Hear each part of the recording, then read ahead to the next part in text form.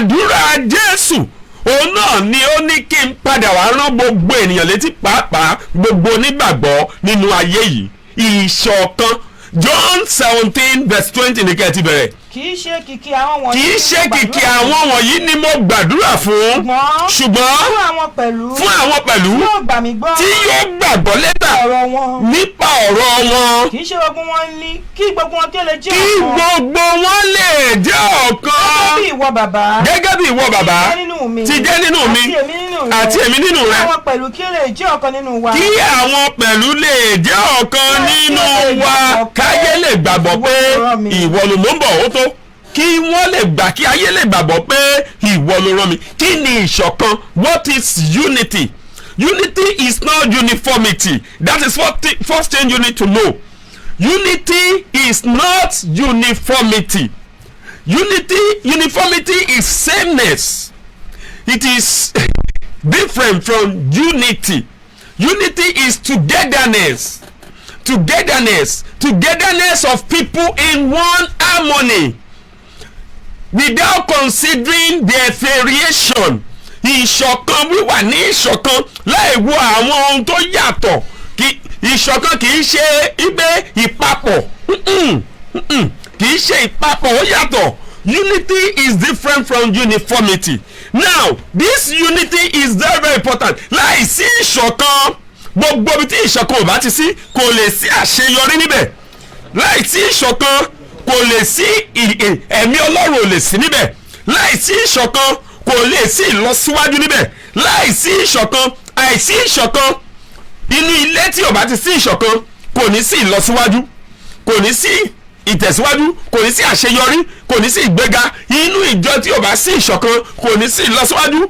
Àdúgbò tí ò bá sí ìṣọ̀kan, kò ní sí ìlọsíwájú. Orílẹ̀-èdè tí ò bá sí ìṣọ̀kan, kò ní sí ìlọsíwájú. Ìṣọ̀kan, ìdí nìyẹn tí Kristi fi gbàdúrà fún ìṣọ̀kan. Now ìṣọ̀kan tá à ń sọ yìí, ohun gbogbo ló lè affect. Ó lè affect ilé, ó lè affect ọkọ àti ìyàwó, ó lè affect ẹ̀gbọ́n àti àbúrò, ó lè affect bàbá àti ọmọ, ó lè affect ọ̀rẹ́ àti ọ̀rẹ́. Nítorí tí ó bá sí ìṣọ̀kan, inú méjì máa wà, iyè méjì máa wà, èdè àìyedè máa wà. Kí ni àwọn ohun tó máa ń fà á tí kì í fi sí ìṣọ̀kan? Àbí kí ni àwọn ohun tó lè jẹ́ kí ìṣọ̀kan wà nínú ilé, nínú ìjọ, ní àdúgbò, ní agbègbè? Ẹ gbọ́ dáadáa o.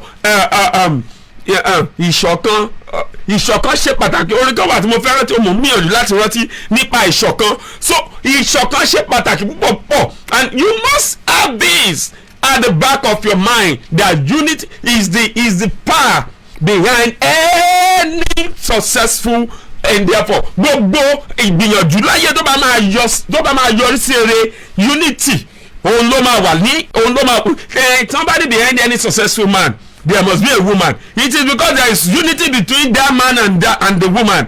Tó bá ní lẹ́yìn ẹ̀yìn àṣeyọrí ọkùnrin gbogbo láyé yìí, obìnrin kan gbọ́dọ̀ mọ̀ bẹ́ẹ̀, nítorí bẹ́ẹ̀ ìṣọ̀kan wà láàrin ọkùnrin yẹn àti obìnrin yẹn ní obìnrin yẹn fi wà lẹ́yìn ẹ̀. So you need to understand this, that unity is the power behind any successful endeavour. Gbogbo ìgbìyànjú tó bá máa yọrí sí ere láyé yìí, ìṣọ̀kan gbúdọ̀, òun ló máa wà láìsí ìṣọ̀kan bẹ́ẹ̀, tí àwọn kan bá ń fà sókè táwọn kan ń fà wálẹ̀. Níbi tí ò bá sí ìṣọ̀kan, tí àwọn kan bá ń gbé sókè, àwọn kan máa gbé wálẹ̀ ni. Tí àwọn kan bá ní kó gbọ̀ tún, àwọn kan á kórajọ lẹ́yìn, wọ́n á lọ sì ní ká gbà. Ohun tó ń jẹ́ ìṣọ̀kan nìyẹn. Now let's quickly consider the factors that affect or that bring unity or that destroy unity. Now the first very factor is love. Ẹ gbọ́ ẹ̀yin ènìyàn Ọlọ́run, gbogbo ibikíbi tí ó bá ti sí ìfẹ́ láyé yìí, kò lè sí ìṣọ̀kan o. Nítorí pé ìfẹ́ gangan ní àmùrè tó máa di ìṣọ̀kan pọ̀. Láì sí ìfẹ́, kò ní sí ìṣọ̀kan láéláé láàrin ọkọ àti ìyàwó. Tí ó bá sí ìfẹ́, if you see a family, tẹ́ bá rí ìdílé tí wọ́n ti ń ṣoríire, tí àwọn tó ṣoríire pọ̀ ńbẹ̀, nítorí bẹ́ẹ̀ ìṣọ̀kan wà ńbẹ̀ ni. Tí ò bá sí ìṣọ̀kan, ó máa ṣòro fún wọn láti ṣoríire. Kì í ṣe nítorí pé any family that is successful, it is not because they are rich No, it is because they are united. There is unity in the family. Ẹni tó wà lókè ó máa rọrùn fún láti náwó sí ẹni tó wà nísàlẹ̀ láti fà á gòkè. Kò sí ẹni tó ń dá pé èmi ń dá tèmi ṣe ìwọ máa dá tiẹ̀ ṣe. Ohun tó ń jẹ́ nínú ìṣọ̀kan kò sí pé mò ń dá tèmi ṣe máa dá tiẹ̀ ṣe. Kì í ṣe ara wa ni àmọ́ kò sí o, gbogbo ẹ̀ wọ́n máa dà pọ̀ ni. Tẹ́ bá rí Bíbélì sọ fún wa pé àwọn àpọ́stélì nígbà tó bẹ̀rẹ̀ gbogbo wọn wà ní ìṣọ̀kan tó ń sọ yẹn the unity is only, kò sí ẹni kankan tó ní nǹkan ti ara ẹ̀, gbogbo nǹkan tó ní wọ́n dà pọ̀ wọ́n wà pọ̀ in the same thought. Now let me tell you this, you need to understand this. You need to understand the fact that unity, like I said, does not mean sameness. So it is kò kì í ṣe pé gbogbo wa máa wọ aṣọ kan náà, gbogbo wa máa rìn bákan, but the same thought, you have the same thought, you have the same thought and the same mind. You work in the same mind and the same thought. Now mo sọ mo ní láìsí ìfẹ́ gẹ́gẹ́ bí ọkọ sí ìyàwó, gẹ́gẹ́ bí ẹ̀gbọ́n sí àbúrò, bí ọ̀rẹ́ sí ọ̀rẹ́ ní àdúgbò, láìsí ìfẹ́. Ó ní Psalm 133 fi ní báwo ló ṣe ẹ̀ka náà, ó ní ará Psalm 133 ó ní báwo ló ṣe dùn tó láti máa jùmọ̀ gbé ní ìrẹ́pọ̀ láìṣe pé a jùmọ̀ gbé ní ìrẹ́pọ̀. So ìfẹ́ ló dẹ̀ máa mú ìrẹ́pọ̀ yẹn wá. Kíyèsí ó dàbí òróró ìkunra iyebíye. Ó dàbí òróró ìkunra iyebíye tí ó dé irùngbọ̀n.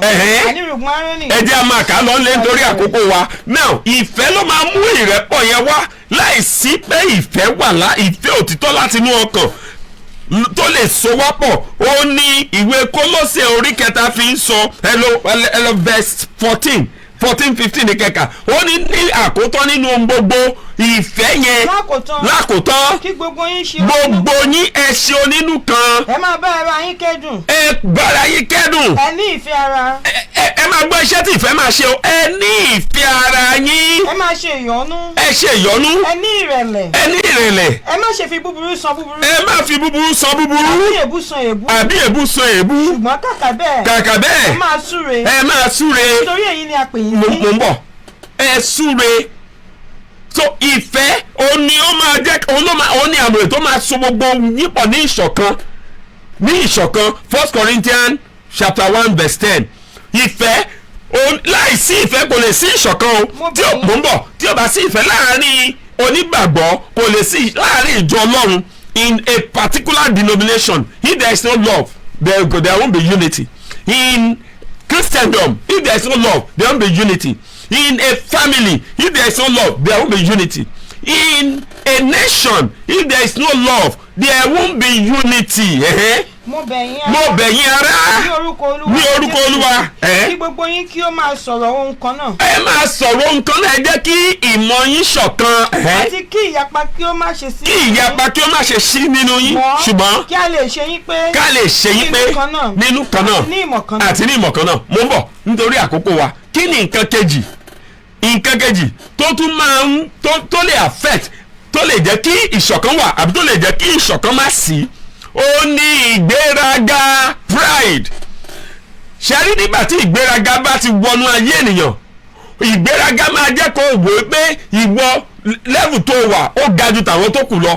Ìgbéraga máa jẹ́ kó ríran rírẹ pé ó dáa ju àwọn tó kù lọ. Ìgbéraga máa jẹ́ kó class ara ẹ. Nígbà tó bá dẹ̀ ti class ara ẹ tó ti ya ara ẹ lọ́tọ̀, tó ti rí pé ìwọ ò sí the same level pẹ̀lú àwọn tó kù, ìṣọ̀kan ò ní sí. Nígbà tó bá sọ̀rọ̀ wàá rí ọ̀rọ̀ wọn bí ọ̀rọ̀ òmùgọ̀. Ìgbéraga ló máa jẹ́ pé orí ọgbọ́n ẹ pé èmi tí ìmọ̀ mi tó báyìí báwo ni màá ṣe sọ̀rọ̀ tí ọmọ kan tí ò ka nǹkan kan.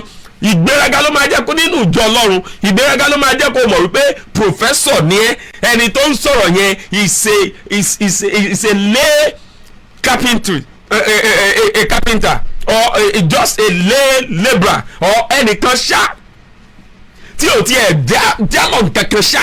Ṣùgbọ́n ẹni tí ò jámọ̀ nǹkankan yẹn nítorí pé ìwọ kàwé púpọ̀, ìgbéraga ló máa jẹ́ kí ìwé ẹ̀yẹn kó sí ẹ lọ́pọlọ. Wàá wá wọ ẹni tí ò kàwé yẹn bí ẹni tí ò já sí nǹkankan. Bọ̀ má gbàgbé pé ẹni tí ò kàwé tó rí yẹn náà òun náà ní ọgbọ́n Ọlọ́run nínú ẹ̀.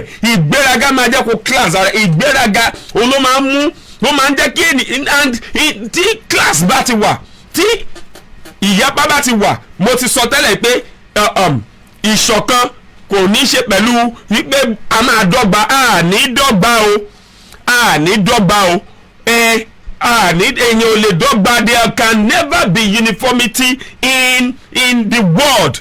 A lè dọ́gba ẹnìkan ga jù kan lọ, ẹnìkan kúrú, ẹnìkan fẹ̀, ṣùgbọ́n ìṣọ̀kan kò kí ń wọ́ pé ìwọ kúrú èmi ga, ìwọ fẹ̀ èmi tóbi. Ìṣọ̀kan ó máa mú kí ẹni tó kúrú kó fi ìfẹ́ dàpọ̀ mọ́ ẹni tó ga, ó máa mú kí ẹni tó ga kó fi ìfẹ́ dàpọ̀ mọ́ ẹni tó kúrú. Ìṣọ̀kan ṣe pàtàkì púpọ̀. So ìṣọ̀kan yẹn gangan ẹ̀rí mò ń sọ̀rọ̀ nípa ìgbéraga. Bí ìgbéraga bá ti wọnú ayé ènìyàn ó máa sọ di èṣù. Ní èṣù kì í ṣe èṣù tẹ́lẹ̀. Nígbà tí ìgbéraga wọnú ayé èṣù, òun ló tó di èṣù.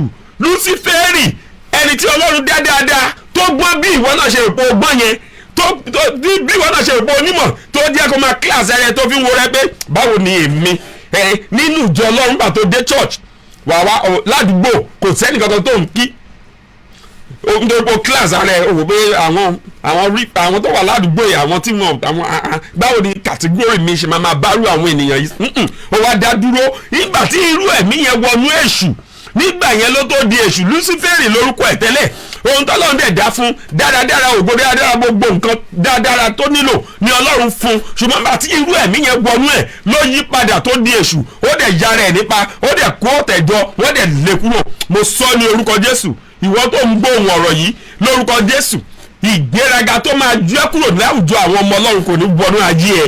Mo ní kò ní wọnú ayé ẹ.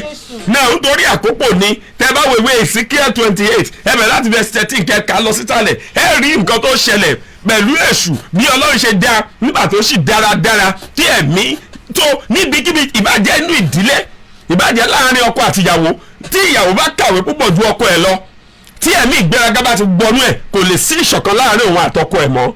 Nítorí pé nígbà tí ọkọ bá pè é tó bá fún ní ìmọ̀ràn bóyá wọ́n fẹ́ ṣe nǹkan kan tó nílò láti jọ jókòó kan jọ sọ, tí ọkọ bá ń fún ní ìmọ̀ràn pé ẹ̀jẹ̀ àṣẹ báyìí, ìyàwó yẹn máa gbé ìwé wo ló kà náà, nǹkan tá máa rò lọ́kàn nìyẹn o, ìwé wo ló kà tó fi jẹ́ pé wọ́n ni wàá tọ́ ìwé tó mọ̀ nǹkan kan.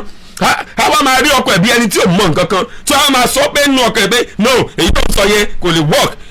Àwa yàrá pọ̀ ibi tó yẹ kó fi ìrẹ̀lẹ̀ tẹ̀lé ọkọ ẹ̀, kó dẹ̀ jọ pawọ́pọ̀, kó jọ pọkànpọ̀, kó dẹ̀ ṣe bí ọkọ tó bá jẹ́ ọkọ náà ní ìgbéraga wọnú ẹ̀, the same thing will happen. So ìṣọ̀kan yẹn ó ṣe pàtàkì púpọ̀. So ìgbéraga kò jẹ́ now the third thing, nítorí àkókò wa ni mo ṣe ń gbìyànjú láti gé kéékèèké. Ohun kẹta tó ṣe pàtàkì tó lè jẹ́ kí ìṣọ̀kan wà àbí tó lè jẹ́ kí ìṣọ̀kan má sí, ó ní ìmọ̀tara ẹni nìkan, selfishness. Ìmọ̀tara ẹni nìkan, ẹ̀rí ìmọ̀tara ẹni nìkan òun ló wà nínú Christianity now. In Christendom today, church is not Christ-centered again. It is self-centered. Ìjọ Ọlọ́run ìjọ Ọlọ́run nínú agbo ìgbàgbọ́ lẹ́ni, it is not kò dá lórí Kristi mọ́, ó dá lórí ìfẹ́ tiwa, ìmọ̀ tiwa, kì í ṣe mọ́. Church is not Christ-centered again, it's self-centered, and that is why there is no unity. There is no unity in church. Listen to me, I said it. In short, ní ìgbà ayé àwọn àpọ́sítélì gan, there was no unity, there was no uniformity. Kò tí kì í ṣe they are not the same, wọn ò rí bákan náà, but they stand together in unity. They walk in unity, they pray in unity. Gbogbo wọn ṣiṣẹ́ papọ̀. Pétérù, Peter, Paul, John, gbogbo wọn pátá ni wọ́n ṣiṣẹ́ papọ̀ nínú ìṣọ̀kan ní ìgbàgbọ́, ní ìjọ Ọlọ́run fi ń gbèrú, ló fi ń gbilẹ̀, ní ìgbàgbọ́ fi lágbára. Ṣùgbọ́n today church is fighting for uniformity. Nǹkan tí ìjọ ń jà fún ẹ̀rí uniformity. Ẹni tí ò bá ti gbọ́rú aṣọ wa, ẹni tí ò bá ti gbàdúrà bí a ṣe ń gbàdúrà, ẹni tí ò bá ti bẹ̀rẹ̀ àdúrà bá a ṣe ń bẹ̀rẹ̀ àdúrà, wọ́n tún ìgbìyànjú tún wà lọ́pọ̀lọpọ̀ to bring ecumenism. What do I mean? Láti mú ìṣọ̀kan wá. There are some àwọn ìpàdé bíi àti àjọ ìpéjọpọ̀ onígbàgbọ́ káàkiri àgbáyé kí ìṣọ̀kan lè wà, ṣùgbọ́n síbẹ̀síbẹ̀ náà kò sí ìṣọ̀kan yẹn. Now today you need to understand, and nǹkan tó jẹ́ Kristi lógún jù nínú gbogbo iṣẹ́ tó ṣe nígbà tó ń kọjá lọ, tẹ́ bá wo àdúrà yẹn ẹ padà sí John 17 yẹn, ẹ jẹ́ ká lọ kà ń lé kábẹ̀ láti verse 17. Jésù sọ ó ní gbogbo àwọn tó fi fún mi pátá ní èmi kó wá sọ́dọ̀, ó ní kò sí nǹkan kan tó yọ sọnù nínú wọn o, ó ní àyàfi ọmọ ègbé, ó ní ṣùgbọ́n ti sìn èmi ń padà bọ̀ lọ́dọ̀ rẹ, ó ní èmi ń gbàdúrà mi ò ní kó mú wọn kúrò nínú ayé yìí o, ó ní ṣùgbọ́n kó máa pa wọ́n mọ́ nínú ayé yìí. Kí wá ní àdúrà yẹn bẹ̀sẹ̀ lórí, ó ní kí wọn kó lè wà ní ìṣọ̀kan nínú ayé. Ó pọ̀ sí pé ìṣọ̀kan yẹn ó jẹ́ Kristi lógún púpọ̀, ó jẹ́ lógún. Ìdí tó fi jẹ́ lógún mo máa sọ díẹ̀ ń bẹ̀ ń sìn. Ìdí nìyẹn. Now if you are a Christian, you are not working for unity in Christendom, then let me tell you this, Sátánì náà ìkan nínú àwọn áńgẹ́lì lọ́run ni, ṣùgbọ́n nígbà tí ẹ̀mí kan wọnú ẹ̀ láti dá yapa kúrò láàárín àwọn ṣẹ́wọ̀n pé Sátánì ló destroy unity within láàárín àwọn áńgẹ́lì, òun ló dá èdè àìyedè sílẹ̀, òun ló mú ìyapa wá. The opposite of unity is division. So schism, Sátánì ló cause division lọ́run, òun ló dá ìyapa sílẹ̀. Kò sí ìyapa lọ́run, ìṣọ̀kan ló wà ń bẹ̀. Ṣùgbọ́n nígbà tí ẹ̀mí kan wọnú Sátánì, ẹ jẹ́ ká lọ ka Ezekiel 28 yẹn nílé, torí àkókò ni ò fẹ́ jẹ́ kí n dẹ́kọ̀ kà ń bẹ̀ rárá.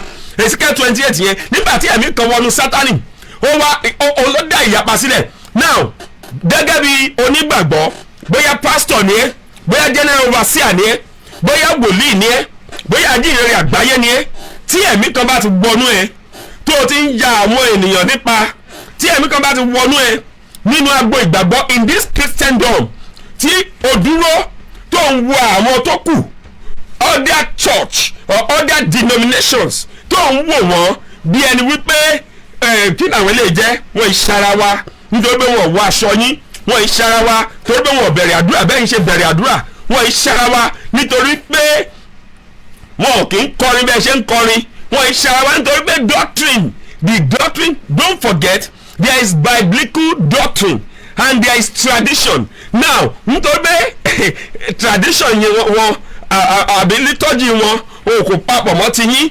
Now listen to me, o wá ń wò wọ́n, o wá bẹ̀rẹ̀ sí yàrá ẹ sọ́tọ̀, ẹ̀mí tó wọnú Luciferi tó fi di èṣù nítorí pé olóò cause division lọ́run, ẹ̀mí yẹn ló ti wọnú tiẹ̀ ní. Ó túmọ̀ sí pé you are not a pastor again, you are a Satan. You are not a pastor again, you are not a general overseer again, you are not a prophet, you are not an evangelist.